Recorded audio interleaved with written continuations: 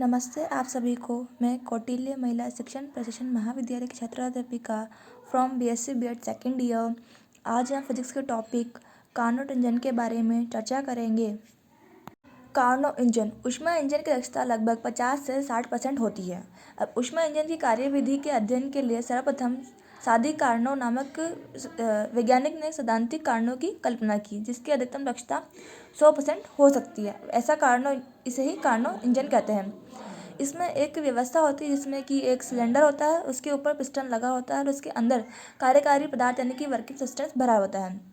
उसी के साथ में एक ऊर्जा स्रोत होता है जिसका तापमान T1 केल्विन और एक स्टैंड होता है जो कि इंसुलेटर होता है, और एक हीट सिंक होता है जिसका टेम्परेचर T2 केल्विन होता है।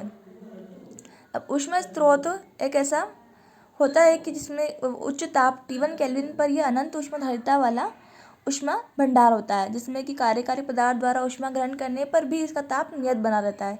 इसकी ऊपरी पृष्ठ पूर्णतः सुचालक होती है ताकि कार्यकारी पदार्थ स्रोत से ऊष्मा को ग्रहण कर सके।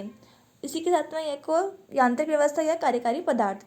यांत्रिक व्यवस्था के रूप में एक खोखला सिलेंडर लेते हैं।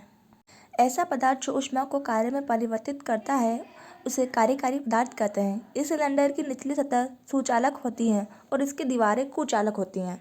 इसमें एक पिस्टन लगा होता है तथा कार्यकारी पदार्थ के रूप में आदर्श गैस भरी होती है।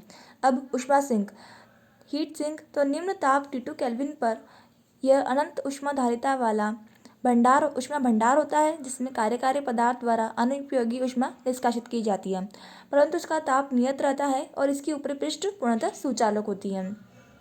अब आता है स्टैंड। यह एक पूर्णतः कुचालक पदार्थ का स्टैंड होता है। इसका उपयोग रुधिर प्रसार या संपीड़न में किया जाता है। अब हम कार्नोट चक्र की कार्यविधि को ग्राफ द्वारा समझेंगे, जो कि दाब और आयतन के मध्य बना होता है। इसमें 4 बिंदु होते हैं A, B, C, D, जिसमें A से B तक इसमें आइसोथर्मल एक्सपांशन होता है, B से C तक इसमें एडियाबैटिक एक्सपांशन होता है और C पर आइसोथर्मल कंप्रेशन होता है और D पर एडियाबैटिक कंप्रेशन होता है। A बिंदु पर इसका दाब व आयतन PA/VA होता है और A से B तक इसमें ताप T1 होता है। B पर इसका PB/VB होता है, C पर PC/VC और D पर PB/PD/VD होता है।